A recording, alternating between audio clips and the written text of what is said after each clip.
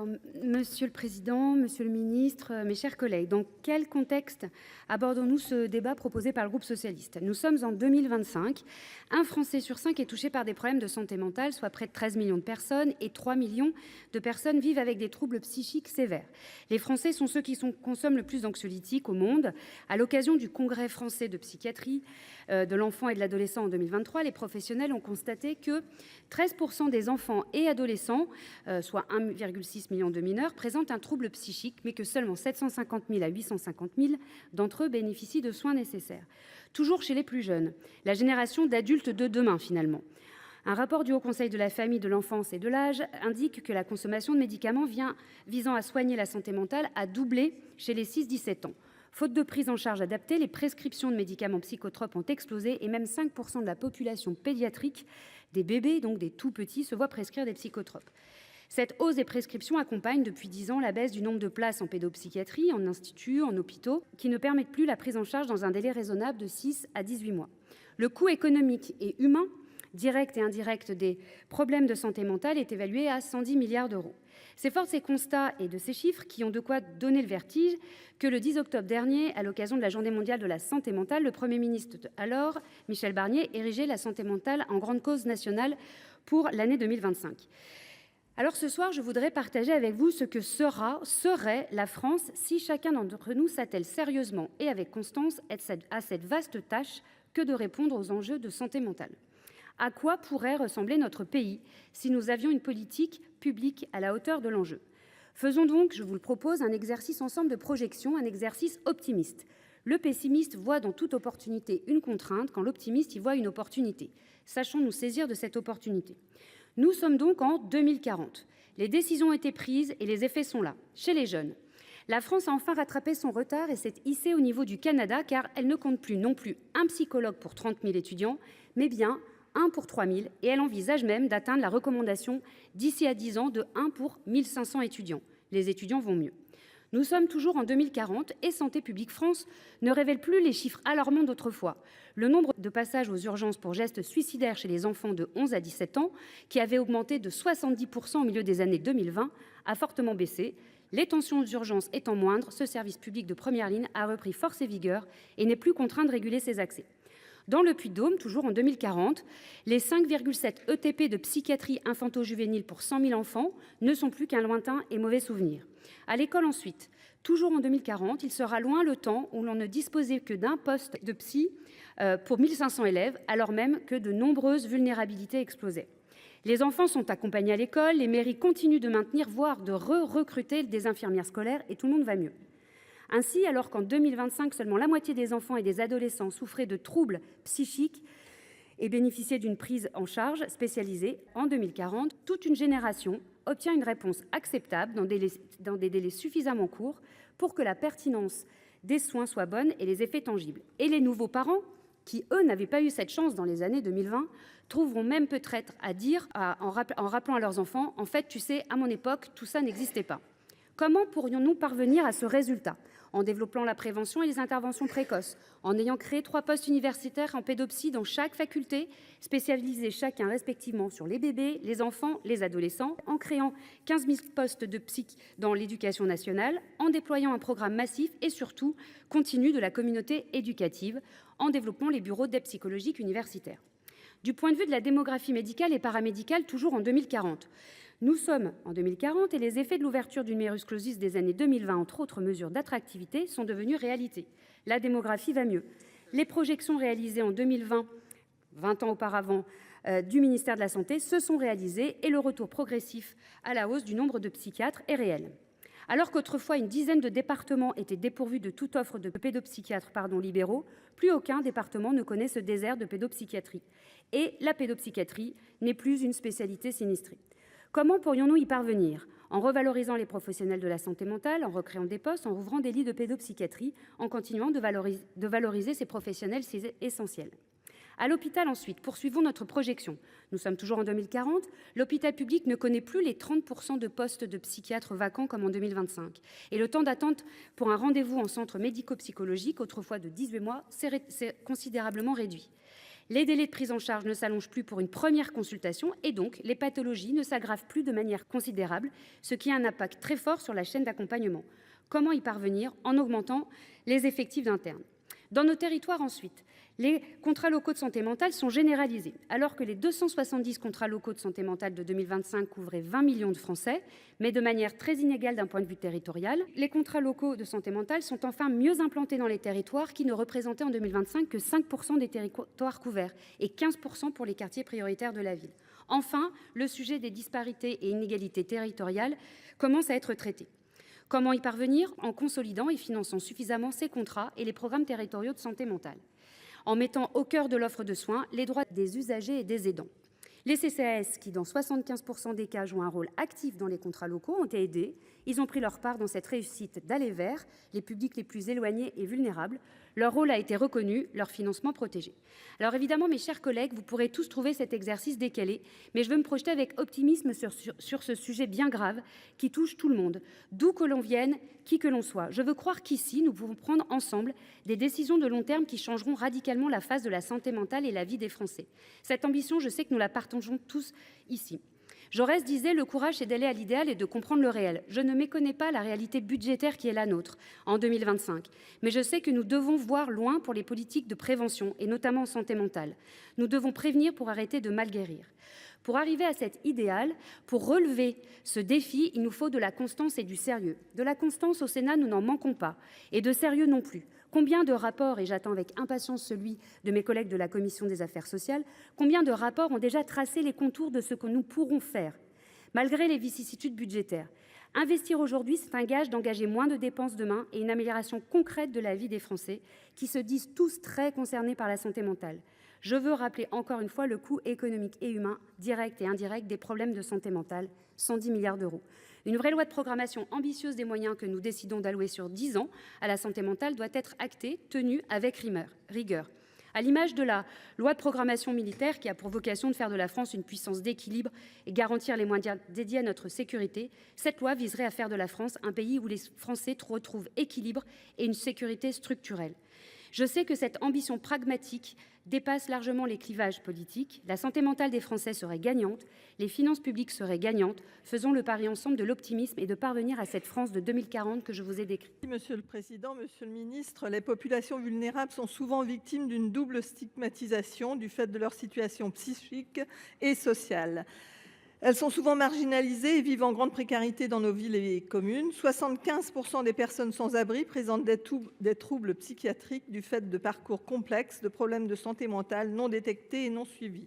Leur accès aux soins est problématique, l'accessibilité géographique tant que financière les écarte d'une offre de soins adaptée. Les services de psychiatrie sont saturés et peinent à recruter. Les professionnels spécialisés manquent cruellement et les soignants généralistes ne sont pas ou peu formés à la santé mentale. Cette difficulté de prise en charge se répercute sur le quotidien des maires, démunis face aux troubles à l'ordre public générés par des personnes laissées sans solution. Je pense par exemple au maire de Saint-Brieuc, agressé physiquement par un homme laissé sans suivi après des prises en charge ponctuelles et connu des services médicaux, sociaux et de sécurité de la ville. Combien de maires dans cette situation? Combien de maires ont dû gérer ce type de situation? Ils interviennent souvent en lien avec les services de police et de gendarmerie qui absorbent les manquements de notre système de soins, sans outils, sans réponse adaptée à proposer dans le cadre de leurs compétences. Des réponses existent, je pense aux équipes mobiles de psychiatrie et précarité, les pensions de famille qui ouvrent la voie à une prise en charge globale, aux groupes d'entraide mutuelle. Tous ces dispositifs mériteraient une adaptation de leurs moyens à hauteur de leurs besoins singuliers. Les liens entre les services sociaux et collectivités locales, les services médico-sociaux, les réponses médicales doivent être mieux coordonnées. Monsieur le ministre, que comptez-vous faire pour que celles et ceux déjà éprouvés dans leur quotidien par des accidents de la vie soient mieux aidés à répondre à leurs problématiques de santé mentale? Quels investissements pour développer l'aller vers et soutenir les maires démunis? Comment rendre les métiers de la santé mentale attractifs pour les psychiatres, les psychologues et plus généralement les soignants? Monsieur le ministre, je souhaiterais évoquer les troubles du neurodéveloppement, le TND, car lorsqu'on est concerné par l'autisme, le trouble de l'attention avec ou sans hyperactivité, les TDAH, ou des troubles 10, comme par exemple la dyspraxie, on garde toute sa vie un fonctionnement différent, avec une façon particulière d'agir, de penser ou d'entrer en relation avec les autres. Autant de défis à relever pour préserver sa santé mentale. Les TND sont des handicaps qui peuvent avoir un impact important sur le quotidien, y compris celui des proches aidants. Je pense particulièrement aux parents. Ces sujets, je les connais bien. En 2023, j'étais rapporteur avec mes collègues sénateurs Jocelyne Guidez et Laurent Burgoa de la mission d'information sur les troubles du neurodéveloppement. Mission ayant permis de souligner le retard pris par la France en matière de diagnostic, mais aussi de prise en charge des TND. Ceci du fait d'un manque criant des psychiatres, psychomotriciens, ergothérapeutes ou encore orthophonistes. Nous avions formulé des recommandations reprises dans la proposition de loi visant à améliorer le repérage et l'accompagnement des personnes présentant des troubles du neurodéveloppement et à favoriser le répit des proches aidants. Au final, la loi promulguée au journal officiel du 15 novembre dernier introduit notamment 2 examens de repérage à 9 mois et 6 ans, ce qui va dans le bon sens. Il ne faut pas oublier non plus la question des adultes et de leur prise en charge.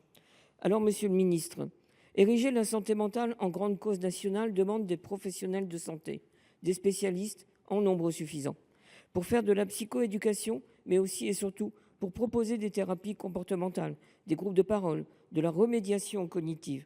J'aimerais donc savoir ce que vous comptez mettre en place pour améliorer spécifiquement l'accompagnement des personnes avec un TND. Merci pour toutes ces précisions, Monsieur le Ministre, car, comme vous l'avez réaffirmé, les moyens sont indispensables. Ce sont près de 2 enfants dans chacune des classes qui sont concernés. Alors sachez, mais je sais que vous n'en doutez pas, vous le savez déjà, mais les efforts doivent être faits, car toutes leurs familles sont en attente de moyens supplémentaires. Merci. Nous le voyons bien à travers les prises de parole des collègues, le sujet de la santé mentale n'est plus une bombe à retardement, c'est désormais une bombe à fragmentation, avec des dépressurisations psychologiques qui se sont multipliées à la faveur de la crise sanitaire, qui a agi comme un accélérateur, comme un amplificateur. Il suffit de regarder les maladies psychiatriques, premières affections de longue durée chez les moins de 30 ans, et nous pouvons de ce point de vue-là regretter qu'il ait fallu attendre 5 ans pour en faire une grande cause nationale. Entre 2020 et 2022, 24% des établissements psychiatriques ont été contraints de fermer entre 10% et 30% de leurs lits, contre 5% avant 2020. Les professionnels parlent de point de rupture des capacités d'hospitalisation. Très peu d'étudiants, vous le savez, Monsieur le Ministre, ayant réussi le concours de l'internat, choisissent la psychiatrie. 23% aujourd'hui des postes de psychiatres à l'hôpital public sont vacants. Les causes sont diverses, mais les professionnels évoquent beaucoup le sujet de la responsabilité juridique. Quelle réponse pouvez-vous leur apporter ? Il faut également apporter une démarche globale et coordonnée sur le modèle de ce qui a été réalisé dans la lutte contre le cancer avec la création d'un institut national dédié. Pouvez-vous vous positionner sur ce sujet ? Et puis enfin, les collègues l'ont rappelé, nous sommes toutes et tous concernés, les jeunes, les personnes âgées, il ne faut pas l'oublier, elles sont aussi les grandes victimes de ces dérèglements. Et là, il y a 2 sujets, la coordination entre les équipes médicales, pas simplement celles qui agissent sur le champ de la psychiatrie, mais les autres aussi. Nous avons toutes et tous des expériences personnelles où en fait la dimension psychiatrique n'est pas ou insuffisamment prise en compte. Et l'autre sujet, c'est le lien avec les proches. Là, nous parlons des patients majeurs, évidemment. C'est un sujet majeur parce que ça a des incidences sur la vie de tous les proches des patients concernés. Former plus de soignants, oui, mais il faut permettre à nos jeunes et leur donner envie de s'orienter. Nous parlons des jeunes qui font les choix après avoir réussi le concours de l'internat. Et sur le saupoudrage de la prise en charge, merci, que vous évoquez, il faut collègue. faire attention. Monsieur le Président, Monsieur le Ministre, mes chers collègues, je veux tout d'abord remercier tous les orateurs de groupe pour la qualité de leur intervention dans le cadre du débat intitulé « Sur la santé mentale, grande cause du gouvernement pour l'année 2025. Quels moyens pour en faire une priorité ?» C'est une demande du groupe socialiste. Comme nous avons pu le comprendre tout au long de ce débat, la santé mentale est une réalité complexe et multidimensionnelle. La souffrance psychosociale ordinaire va jusqu'aux maladies psychiques avérées, incluant la dépression, les psychoses, les troubles liés à l'anxiété, les addictions, le suicide, les psychotraumatismes, les troubles autistiques. Elle prend des formes nouvelles, la souffrance au travail, des nouveaux troubles liés à l'éco-anxiété. Les souffrances mentales sont très peu connues, reconnues, soutenues. Pourtant, elles irradient en ayant bien sûr des répercussions sur les malades, mais aussi sur leur entourage, leur environnement familial, professionnel, provoquant des inquiétudes, des incompréhensions qui augmentent encore les souffrances plutôt. Plus de 2 millions de Français sont pris en charge par les services psychiatriques par an. Les troubles liés à la santé mentale représentent la première source d'arrêt de travail prolongé et 25% des causes d'invalidité en France. Depuis la crise sanitaire, il y a une aggravation de la santé mentale des Français. Ainsi, selon une enquête de Santé publique France, 24% de la population présentait un état anxieux. 11 points de plus qu'avant la pandémie. 17% de la population présente un état dépressif, plus 7 points. Une personne sur 10 a des pensées suicidaires, plus 6 points. Cette détérioration est d'autant plus sensible chez les jeunes, d'où l'importance de la mise en place des chèques psy, malgré des problèmes d'accès et de pertinence du dispositif. La limitation du nombre de séances n'a pas de sens. Le soin psychique demande du temps. C'est un dispositif tourné vers le secteur libéral, mais qui ne peut compenser les défaillances observées dans le secteur public. Cette fragilisation de la santé mentale touche aussi davantage les femmes. Selon une étude de l'OMS, 38% des femmes salariées sont en situation de mal-être au travail, plus que les hommes, 22%. Les femmes cadres sont particulièrement concernées. Les femmes sont surreprésentées dans les secteurs où la santé mentale est au plus bas. L'administration publique, l'hébergement-restauration, l'hébergement médico-social et l'action sociale. La santé mentale est le parent pauvre de notre système de santé depuis des décennies. Les établissements de psychiatrie subissent un sous-financement chronique. 60% des lits hospitaliers de psychiatrie ont été supprimés ces 40 dernières années, selon un rapport de l'IGAS de 2017. Et ce qui a pour conséquence d'augmenter la pression sur les hôpitaux publics. L'offre de soins est toujours plus inégale selon les territoires. Il y a parfois de véritables déserts médicaux avec impossibilité de trouver un professionnel de la santé mentale. Les causes sont connues: salaire insuffisant, dégradation des conditions de travail, insuffisance de l'offre de formation, vieillissement des professionnels en activité. Depuis 2017, le président de la République et ses différents gouvernements n'ont pas saisi l'urgence d'agir pour reconstruire notre système de santé mentale.